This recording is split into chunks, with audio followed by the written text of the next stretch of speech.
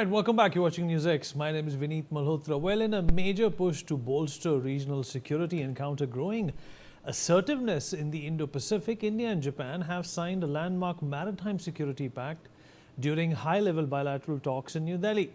Japanese Defense Minister Shinjiro Koizumi, who kicked off delegation-level talks with Defense Minister Rajnath Singh, with a warm namaste, praised the Indian Armed Forces and emphasized the deep strategic trust between both the nations. An MOU on maritime security cooperation was also signed to enhance collaboration between the Indian Navy and Japan's Maritime Self-Defense Force. Both nations agreed to explore joint naval shipbuilding and design, leveraging Japan's high-tech capabilities alongside India's manufacturing power under the Make in India drive. Project Unicorn, Unifield Complex Radio Antenna, which is the first ever joint defense co-development project between India and Japan, marked a landmark shift in their bilateral military cooperation. Sending an implicit message to Beijing, both leaders reaffirmed their strong opposition to any unilateral attempts to alter the status quo or disrupt freedom of navigation in key sea lanes. This meeting underscores a growing consensus among democratic allies in Asia that a free, open and rules-based Indo-Pacific is critical for global stability. Let's talk about this with our guest. Joining us on the show is Ambassador Bhaswati Mukherjee, former diplomat, Major General Sudhakarji, defense and geopolitical expert, Mithali Nikore, economist, is with us on the broadcast as well. And last but by no means the least, Malika Pandey, foreign affairs expert, joins us on the program as well. Ambassador Mukherjee, it's a very important MOU, and that too with Japan. Just like India, Japan is also wary of some of the unilateral action that China has become infamous for. What does this partnership mean to both India and Japan, and also what kind of a message has it sent to Beijing?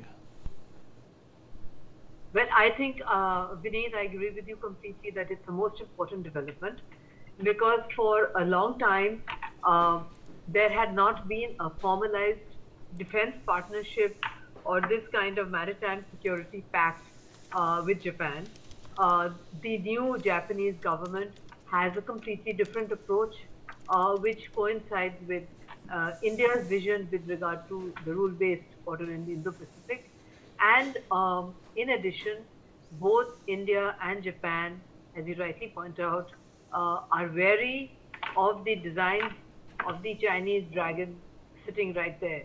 So it is important for these two countries to have these bilateral pacts, especially because under the Trump's presidency, the Quad seems to be somewhat on the back foot.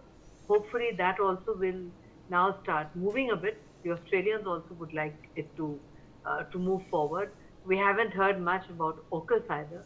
And all these groupings, whether it's the Maritime Bilateral Security Pact or Quad, or AUKUS, these are all important arrangements, regional groupings, to ensure that rule-based order in the Indo-Pacific, and to ensure that there is no disruption to shipping in the event of a conflict like we've seen in the Straits of Hormuz.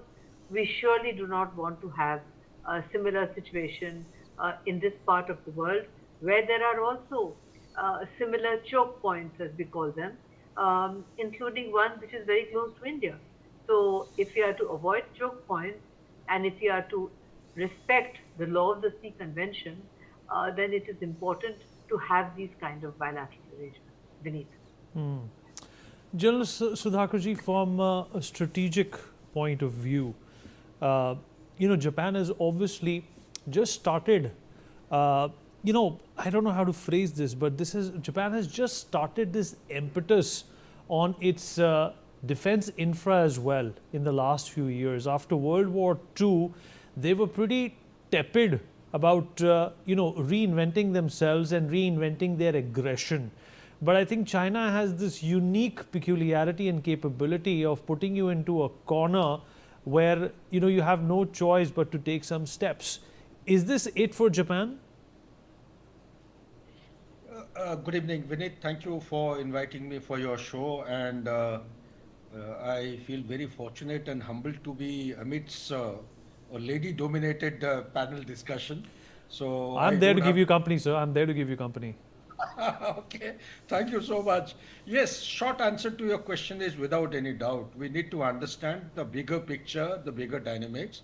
When you talk about the Indo-Pacific, gone are the days it is to be defined from Hollywood to Bollywood. Indo-Pacific is defined from the west coast of America till east coast of Africa. That needs to be understood in totality. And it has got three roundels, one defining the West Pacific, one centrality is the Southeast Asia, and the Indian Ocean region is another roundel which is dominated by Arabian Sea. So when you look at this, we have to understand the groupings which took place or came into emergence during Joe Biden's time. Unfortunately, willy-nilly, they have turned out to be absolutely defunct or non-operational, not as much as one thought it to be. For example, Quad. Quad has become, yes, people are talking, but nothing much. In fact, we should not be surprised to learn that Quad as an organization is yet to be formalized, is yet to be ratified by the member countries. So therefore, there is no formal or official sanctity. It is just by word of mouth things are moving. Second thing that I wish to highlight is same Donald Trump, way back in 2017, he actually revived the dormancy of Quad. Quad started, as we all know, by Abe, the former late Prime Minister of Japan. In our parliament only he gave a talk on the issue. But it went into a kind of hibernation, and it was revived by Donald Trump in 2017. But lo and behold, what happened in the second tenure? Everything seems to have taken a back seat, and Quad is of no relevance. At the summit level meeting, which was scheduled to be taking place in India, nobody seems to be talking about it. It is only Marco Rubio, he off and on, he keeps mentioning, trying to highlight the importance. But the fact remains, why is Quad important? That has to be understood. There is a dramatic shift, strategic shift of the perception of America as a global power. They no longer look at China, at least overtly. Officially, in the National Security Strategy document of 2025, published in November last year, it doesn't say China to be a kind of an enemy which needs to be contained, countered, and contested if need be, as is to be mentioned in every annual document coming out for past several decades. So there is a clean departure. And second thing, we all know what happened on 14th or 15th of May 2026 in the summit level meeting between Xi and Donald Trump. Xi made it absolutely clear that you are the one who looks at everything with a confrontationist kind of an attitude. You want to dominate the world. By dominating, that's why you have military bases as many as 790 or more than 800. So, but Xi also brought out one very important thing that we have missed the woods for the trees. He said constructive. He said constructive strategic stability. And in saying so, with cooperation, not with dominance, not with confrontation. When he said this, he simplified in Chinese language by saying that you have to avoid adversarial relations and handle or manage the differences. Why am I bringing out this issue? Is basically to highlight the India-Japan relationship. The Quad, instead of America going in full hog for the Quad, they have gone in for something called a Squad. The Squad includes Australia, Japan, Philippines, and America. And they have gone in for a strategic partnership with Philippines. Instead of 5 military bases, as in today, if I respect my memory, they have got 9 military bases. They are dominating the entire first chain of island. And similarly, they have gone in for a strategic partnership with Indonesia. So likewise, India also, without going public, has gone in for a very strategic shift, subtle shift. What is that shift taking place? We have gone in for trilateral groupings and bilateral groupings. In trilateral groupings, we have India, Australia, Canada. We have India, Sri Lanka, UAE. We also have India, France, Australia, UAE. In that, we are actually focusing on our critical issues based on the national interest. We are flexible in our approach. We are able to maintain the strategic autonomy. We are also able to maintain our functional efficiency, regardless of what world is heading towards and where is it and who seeks what, Donald Trump or no Donald Trump. we are able to achieve our national interest. And also, it needs to be understood that 90 to 95% of India's export, if we are looking at 30 trillion US dollar economy by 2047, and export as on today is 856 or 860 billion dollars, we are looking at a target of $2 trillion by 2030. If you Okay. want to achieve that, we should be very clear that 55% of our trade, export trade, goes through the South China Sea towards the West Pacific, and 45% through Suez Canal or down south, the south of Cape of Good Hope. So, looking at the dominance part of the export, we need to have good terms, good understanding. But this particular visit of Defense Minister of Japan, it is actually giving an impetus to our Make in India and Atmanirbhar Okay. Bharat. All right. Okay. Project Okay. transfer. Well, you're absolutely right, sir, and you've contextualized things uh, quite perfectly. But Mithali, what about the help that India can come up with from Japan? We have sought assistance from them when it comes to bullet trains as well. We haven't seen the end of that. So obviously, we have to be circumspect in terms of our expectations from Japan.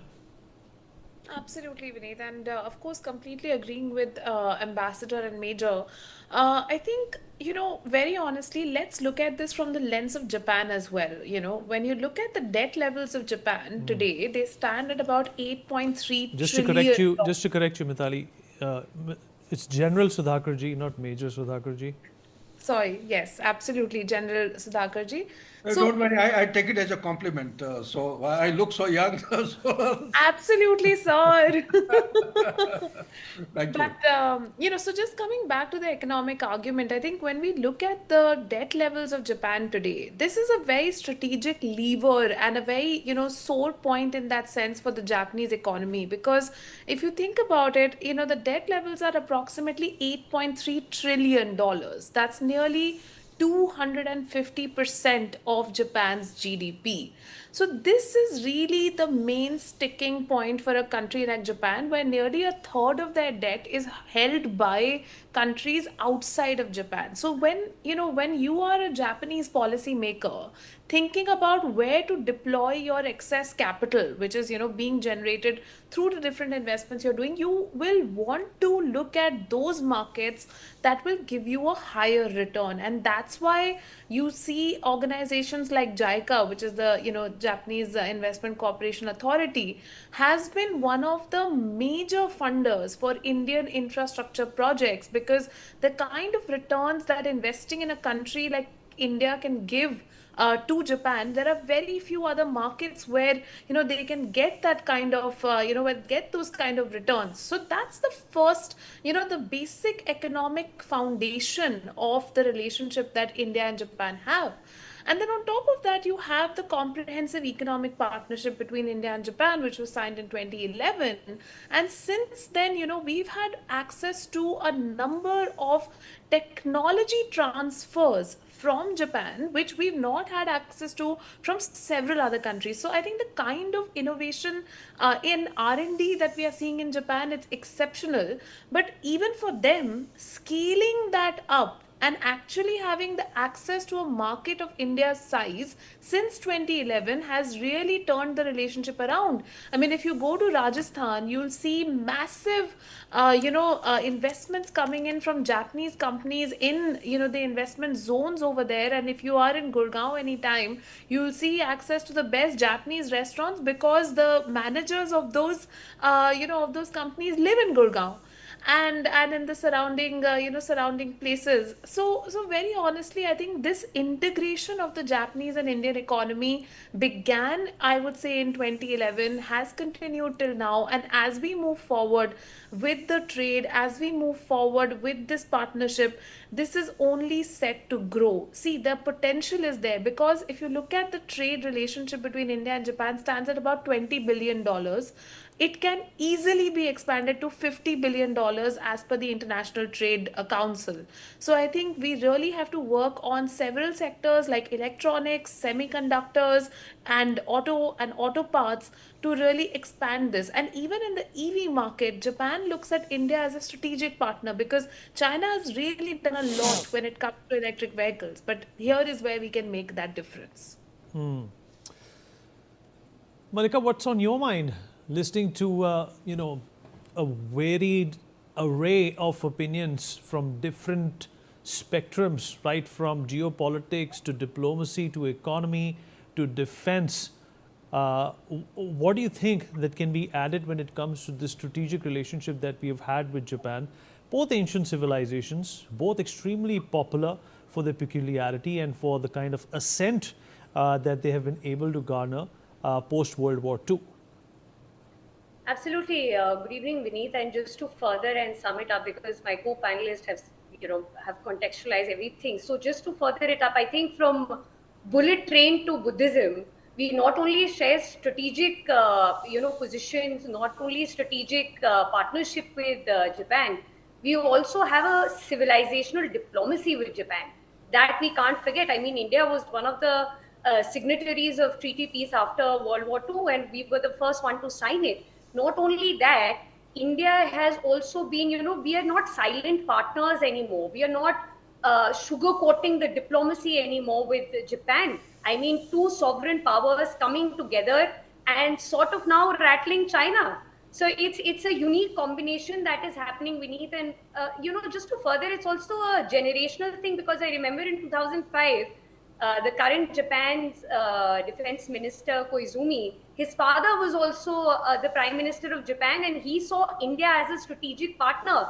So wherever we talk about, India and Japan's relationship, we also talk about his father, because he was the one who took it to the next level. India-Japan partnership in 2005, he always saw India not as a dependent, but as a co-partner. And now we are seeing how India is moving from ODAs, because one of the largest recipient, like you categorically mentioned also, we are the largest recipient of ODA of Japan, and Delhi Metro is the classic example of that. But now from that, we are moving towards co-development with Japan.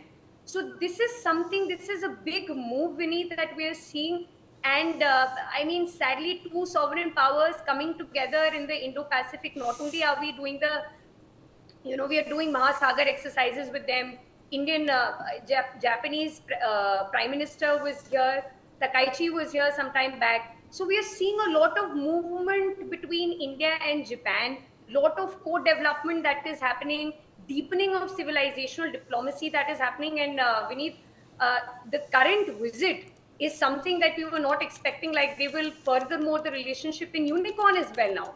So we are seeing different sort of partnerships which are developing at multi-dimensional level now, Vineet. Basil Mukherjee, a few months ago, there was also an anti-immigration protest in Tokyo, and that was also targeted towards the Indian diaspora that lives in Japan. Of course, we also have to talk about the underbelly of the situation as well. Is that something that India definitely can speak to the Japanese people all about? Because wherever India goes or Indians go, they only add to the economy of that country. Actually, Vineet, both in China and in Japan, their approach to immigration is what I would call, quite frankly, racist, because they want immigrants to look like them. So if you're an immigrant from the northeastern part of India, you are welcome. But if you're an immigrant who looks like what you look, or I look, or Mitali looks, I wouldn't dare to comment on General Sudhakarji's look. They are not welcome. They want immigrants to look pure Japanese, or if not pure Japanese, as close to Japanese as possible. The same approach also applies, interestingly, in China.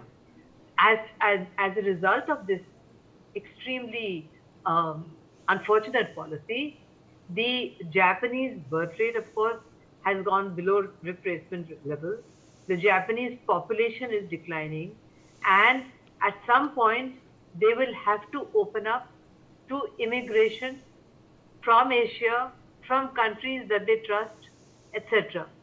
Interestingly also, Vineet, Japan is not a popular immigration hub for Indians for several reasons. One of them, of course, being what I'm telling you. The other is it's not an easy country to adjust because they are very closed in society. They are still very conservative about their women and about the kind of jobs their women should have. And their jobs are also at the lower levels, not particularly well paid, and nor is it easy for Indian students who have gone there, let's say, to learn Japanese and to, to do better. It's not easy for them to support themselves in the informal sector as it is in other countries.